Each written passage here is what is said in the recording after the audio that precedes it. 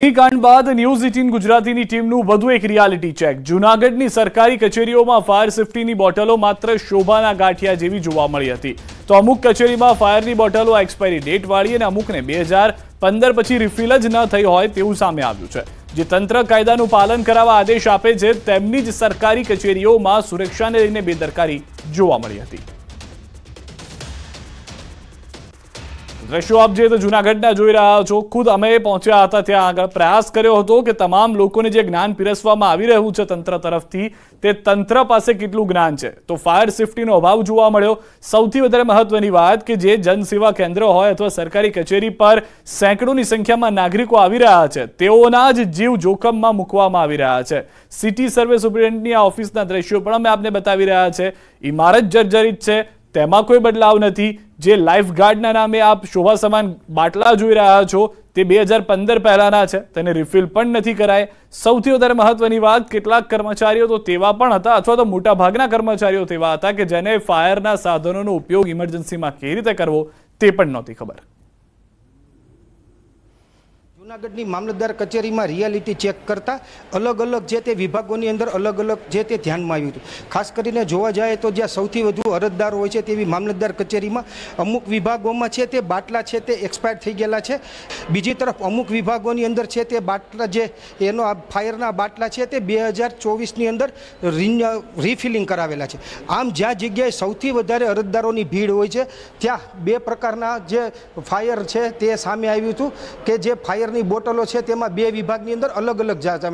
અમુક વિભાગોમાં છે તે ફાયરના જે બોટલો છે તે ખલાસ થઈ ગઈ હતી અથવા તો તેની અવધિ પૂરી થઈ ગઈ હતી। અમુક વિભાગોમાં છે તે જે ફાયરના બોટલ છે તેને રિફિલિંગ કરાવવામાં આવી હતી। અતુલ વ્યાસ, ન્યૂઝ 18 ગુજરાતી, જૂનાગઢ। અમારી ઓફિસની અંદર જેટલા ફાયર સેફટીના સાધનો આવ્યા છે એનો અમે 3 મહિના પહેલાં સર્વે કરાવી લીધો કે જેટલા રિફિલિંગ કરાવવાના છે ને બધાને કહી દીધું રિફિલિંગ કરાવવાનું। આ સિવાય આ કચેરીની અંદર જ્યાં નવા નાખવાની જરૂરિયાત છે ને ત્યાં અમે કહી દીધું કે આટલી જગ્યાએ અમારે નવા નાખવાના છે, બરાબર। આચારસંહિતાના લીધે અટકાણું છે, બાકી જેવી આચારસંહિતા હટી જશે એટલે અમે બધી જગ્યાએ ટૂંકમાં રિફિલિંગ કરાવી નાખશું, જ્યાં નવાની જરૂરિયાત છે ને ત્યાં નવા નખાઈ દઈશું। ન્યૂઝ 18ની ટીમનું વધુ એક રિયાલિટી ચેક। અગ્નિકાંડ બાદ પણ બનાસકાંઠાના ધાનેરા જનસેવા કેન્દ્ર ખાતે ફાયર સેફટીના નામે મીંડું જોવા મળ્યું। ધાનેરાના જનસેવા કેન્દ્રની અંદર ફાયર સેફટી માટે 2019માં 4 બોટલો લગાવવામાં આવી હતી, પરંતુ આજ દિન સુધી તેને રિફિલ નથી કરાય અને કેન્દ્રમાં લાગેલી આ ફાયર સેફટીની બોટલો અત્યારે ધૂળ ખાઈ રહી છે।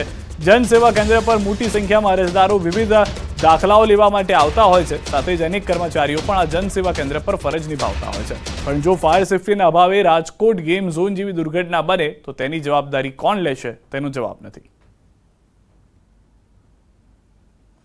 આ સાથે જ ધાનેરાની મામલતદાર કચેરીમાં પણ ફાયર સેફટીના ધાંધિયા જોવા મળ્યા હતા। તંત્રના જે અધિકારીઓ છે તે નિયમોનું પાલન કરવાના આદેશ આપતા હોય છે।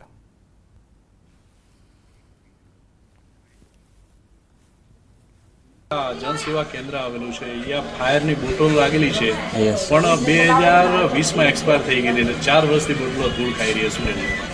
હવે સરકારની ના પરવાનગી સારું થઈને થઈ છે, એમ ના કરતો ચેકિંગ તો કરવું જોઈએ। જો મોટી કોઈ ઘટના બને તો એ સરકારી જવાબદારી આવે એમાં। અત્યારે અમે ધાનેરાના જનસેવા કેન્દ્રમાં આવ્યા છીએ અને જનસેવા કેન્દ્રની અંદર મોટી સંખ્યામાં જે અરજદારો છે તે પોતાના વિવિધ દાખલાઓ માટે આવતા હોય છે, વિદ્યાર્થીઓ છે તે અલગ અલગ દાખલાઓ કઢાવવા માટે આવતા હોય છે અને અહીંયા અમે ચેક કરી રહ્યા છીએ કે ફાયર સેફટીના સાધનો લાગેલા છે કે નહીં।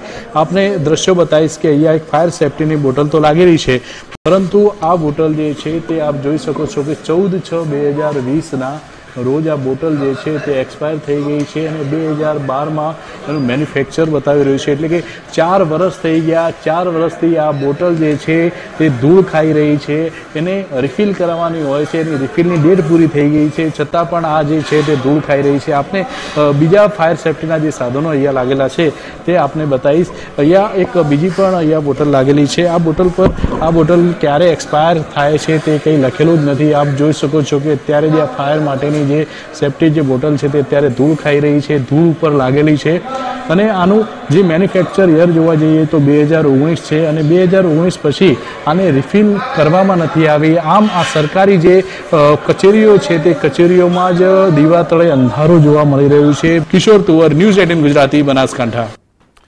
આ સાથે ધાનેરાની મામલતદાર કચેરીમાં પણ કંઈક આવા જ દ્રશ્યો જોવા મળ્યા હતા કે જ્યાં નિયમોનું પાલન કરવાના ફક્ત આદેશ જ છે. તેમની જ ઓફિસમાં ફાયર સેફટીના સાધનો ન હતા. ગ્રાઉન્ડ ફ્લોર અને ફર્સ્ટ ફ્લોર પર એક પણ ફાયર સેફટીની બોટલ લગાવાઈ ન હતી. મામલતદાર કચેરીની બહાર માત્ર સેફટી માટેની એક જ બોટલ લાગેલી હતી. અન્ય કોઈ પણ જગ્યાએ ફાયર સેફટીના સાધનો જોવા મળ્યા ન હતા. અહીં પણ લોકો અને કર્મચારીઓની સુરક્ષાના મામલે ઘોર બેદરકારી જોવા મળી હતી. અત્યારે અમે ધાનેરા મામલતદાર કચેરીમાં રિયાલિટી ચેક કરવા માટે પહોંચ્યા છીએ કે રાજકોટમાં જે ઘટના બની હતી તેવી ઘટના જો અહીંયા બને તો ફાયર સેફટીના સાધનો છે કે નહીં. આપને દ્રશ્યો બતાવીશ કે આ જે ફાયર સેફટી માટેની જે ડોલ હોય છે કે તેમાં ધૂળ ભરીને રાખવાની હોય છે તેની જગ્યાએ આપ જોઈ શકો છો કે અહીંયા ધૂળ તો ભરેલી છે, પરંતુ અહીંયા ગુટકાઓની પિચકારીઓ મારવામાં આવે છે. તે ઉપરાંત ઉપરની જે ડોલ છે તેની અંદર પણ ગુટકાની પિચકારીઓ અને આ ડોલો ખાલી જોવા મળી રહી છે. ત્યારે આપને બીજા પણ દ્રશ્યો બતાવીશ કે આ મામલતદાર કચેરી છે અને મોટી સંખ્યાની અંદર અહીંયા જે અરજદારો છે તે અરજદારો આવતા હોય છે. આ ગ્રાઉન્ડ ફ્લોર પ્લસ ઉપરનો જે એક ફ્લોર છે, આ બંને ફ્લોર ઉપર થઈને માત્ર ફાયર સેફટીના નામે આ એક જ બોટલ લાગેલી છે. બાકી એક પણ બોટલ અહીંયા ફાયર સેફટીની જોવા નથી મળી રહી. આમ કહી શકાય કે દીવા તળે જ અંધારું અત્યારે જોવા મળી રહ્યું છે. જ્યારે ખાનગી બિલ્ડિંગો હોય છે, કોમર્શિયલ બિલ્ડિંગો હોય છે, ત્યાં ફાયર સેફટીના સાધનો નથી હોતા, તો ત્યાં જે છે તે આ જ વહીવટીતંત્રના અધિકારીઓ છે તેમના દ્વારા નોટિસો પણ આપવામાં આવતી હોય છે. પરંતુ અહીંયા આપ જોઈ શકો છો કે દીવા તળે જ અંધારું અત્યારે જોવા મળી રહ્યું છે. અને ફાયર સેફટીના નામે આ જે ધાનેરા મામલતદાર કચેરીની જો આ ગ્રાઉન્ડ ફ્લોર છે અને ફર્સ્ટ ફ્લોર છે, આ બંનેમાં ફાયર સેફટીના નામે મીંડું અત્યારે જોવા મળી રહ્યું છે. કિશોર તુવર, ન્યૂઝ 18 ગુજરાતી, બનાસકાંઠા. રાજકોટ આગકાંડ બાદ ફાયર સેફટીના સાધનોની માંગ વધી છે. ફાયર સેફટી બોટલ માટેની ઇન્ક્વાયરી વધી છે. ઘટના બાદ રેગ્યુલર માર્કેટ કરતાં 50 થી 60% માંગમાં વધારો થયો છે. પ્રતિદિન એવરેજ 600 બોટલના વેચાણ સામે 60% વેચાણ વધ્યું છે. 2 દિવસમાં જ ફાયર સેફટી બોટલોનું વેચાણ 60% વધ્યું. સરકારી તંત્ર ડર સામે ઇન્ક્વાયરી વધી છે. જાગૃતિના અભાવને કારણે આગની ઘટના જલદ બને છે. ઓલ ઇન્ડિયા ફાયર બોટલ 3000 કરોડનું છે. 3000 કરોડ ડિમાન્ડ વેલ્યુ સામે અંદાજિત 1200 કરોડનું થાય છે વેચાણ. ડિમાન્ડ મુજબ ગ્રાહકો ખરીદીની નિરસતા આગ જેવી ઘટનામાં કસૂરવાર બને છે. ફાયર બોટલમાં નોમ્સ મુજબ પણ 3 વર્ષની અવધિ હોય છે. બોટલ રિફિલિંગ અને બોટલ હાઇડ્રો ટેસ્ટ 3 વર્ષની અવધિ હોય છે. ઇલેક્ટ્રિક શોર્ટ સર્કિટ માટે વપરાતા બોટલમાં 5 વર્ષની હોય છે અવધિ. જાગૃતિના અભાવને કારણે રિફિલિંગ ના થતું હોય તેવા ઉદ્ભવી પ્રશ્નો એકવાર ફાયર સુવિધા લગાવ્યા બાદ દરકાર ન રાખતા હોય તેવા કિસ્સા હોય છે. મોખરે ગુણવત્તાયુક્ત પાવડરના અભાવે બોટલ હોવા છતાં આગને કાબૂમાં કરવામાં થાય છે વિલંબ. રાજકોટમાં જે આગકાંડ બન્યો છે તેને લઈને હવે આગ માટે લોકોની અવેરનેસ વધી છે, જાગૃતિ પણ વધી છે, જેના કારણે જે આગ માટે વપરાતા જે સિલિન્ડરો જે છે તેની ઇન્ક્વાયરી પણ વધી છે. જે વિક્રેતા જે છે બ્રિજેશભાઈ પટેલ આપણી સાથે, તેમની સાથે વાત કરીશું. બ્રિજેશભાઈ, રાજકોટમાં જે ઘટના બની તેને લઈને તંત્ર પણ જાગ્યું છે, લોકો પણ જાગૃતિ કેળવી રહ્યા છે. કેવા પ્રકારની જાગૃતિ તમે જોઈ રહ્યા છો અને હવે ઇન્ક્વાયરી વધી છે તો કેવા પ્રકારની ઇન્ક્વાયરી વધી છે? અત્યારે જાગૃતિ તો ઘણા લેવલે વધી છે, કેમ કે સરકારી પડઘા બી પડી રહ્યા છે અને જે રિક્વાયરમેન્ટ જે હતી અમારી પાસે રેગ્યુલર ઇન્ક્વાયરી આવે છે એમાં બી કેવું છે કે અમારી જે 500 થી 700 સિલિન્ડર અમે લોકો રોજ વેચતા હોઈએ અમારા અમદાવાદના ગોડાઉનથી, અત્યારે 1000 થી 1200 સુધી વેચી રહ્યા છે.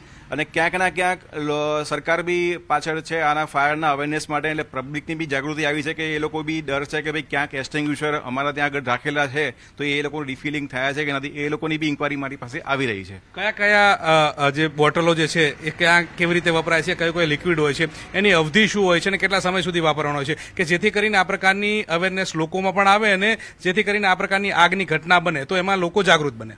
નોર્મલ જે આપણે રેસિડેન્સ બિલ્ડિંગની વાત કરીએ તો ત્યાં આગળ એક ઘરમાં આપણે એબીસી 2 ટાઈપ મતલબ 2 kgના એક્સટિંગ્યુશર રાખી શકાય છે આપણે, જે એની અંદર પાવડર બેઝ એક્સટિંગ્યુશર આવે છે અને ઇલેક્ટ્રિકલ શોર્ટ સર્કિટ માટે આપણે CO2 4.5 kgના એક્સટિંગ્યુશર આપણે રાખી શકીએ છીએ. અને એ જે તમારું રિફિલિંગ ટાઈમ છે એનું જે 3 વર્ષે પાવડરની અંદર આવે છે રિફિલિંગ, અને એઝરોડ પેસેટ ટેસ્ટ પણ 3 વર્ષે કરવામાં આવે છે.